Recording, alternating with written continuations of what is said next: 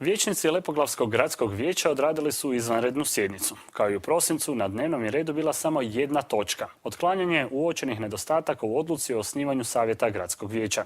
Sjednici koja je trajala tek nekoliko minuta nisu se odazvali oporbeni vijećnici iz HNS-a, SDP-a i HSU-a.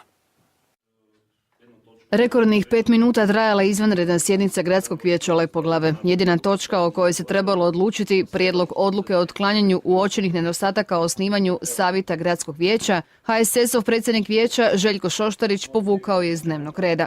Podsjetimo, većinom glasova Gradsko je vijeće odluku o osnivanju savjeta donijelo lani u studenom. Uslijedila je suspenzija odluke od strane gradonačelnika Škvarića, te je u prosincu o istoj temi održana izvanredna sjednica. Nakon toga je odluka proslijeđena Uredu državne uprave na razmatranje, no dobivenim odgovorom nije zadovoljan predsjednik vijeća. Točka je bila pripremljena gdje smo mi obrazložili zašto smatramo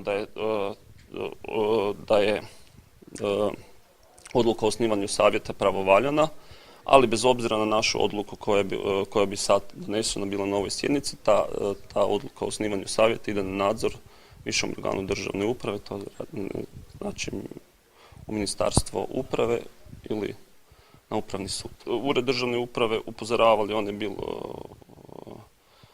je imao već neke informacije, on je čak preeducirao pa je unutra stavljal kako taj savjet kaj bi trebalo delati, kaj nije uopće odlukom o osnivanju savjeta objašnjeno je kaj bi taj savjet trebalo raditi, ali ne na taj način kako je prezentirano iz Ureda državne uprave. Za razliku od vladajuće koalicije, odlukom Ureda državne uprave zadovoljna je koalicija HNS, SDP, HSU i prema riječima zamjenika gradonačelnika Kovača nadaju se da će se vijeće od sada baviti problemima građana, a ne sami sobom. Drago mi je da je Državni ured zapravo potvrdio sve ono što smo već 2-3 puta naglašavali i na sjednicama Gradskog vijeća i na raznim odborima Gradskog vijeća koji se bave tom problematikom, a ovo je zapravo dokazalo dvije stvari. Prvo, da je odluka kao takva zapravo pogrešna, da službenici gradske uprave grada Lepoglave su na vrijeme upozoravali na probleme oko te odluke, da su oni odradili posao kao što spada, kak spada, profesionalno, odgovorno i prema pravilima struke. Osim zamjenika gradonačelnika na sjednici nije bilo predstavnika oporbenih vijećnika pa ni gradonačelnika Marijana Škvarića. Oporba je od samog donošenja odluke upozoravala da osnivanje savjetodavnog tijela u ovom obliku nije u skladu sa zakonskim obvezama, poslovnikom i statutom. Zato jer su oni svoje već 2-3 puta rekli na odborima i na gradskom vijeću i nema potrebe biti ovdje zbog nekakve farse i još jednom ponavljati jedno isto što je već rečeno i napravljeno. Dostavili smo hrpu materijala, hrpu dokumenata, hrpu obrazloženja i kroz odbor i kroz gradsko vijeće.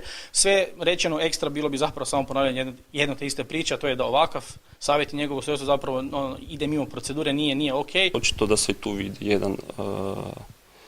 jedna netolerancija između oporbenih vijećnika i vijećnika većinske koalicije. Izvanredna sjednica dala je do znanja da priči o osnivanju savjetodavnog tijela Gradskog vijeća, ali ni razmiricama većine i oporbe u Lepoglavi još nije kraj.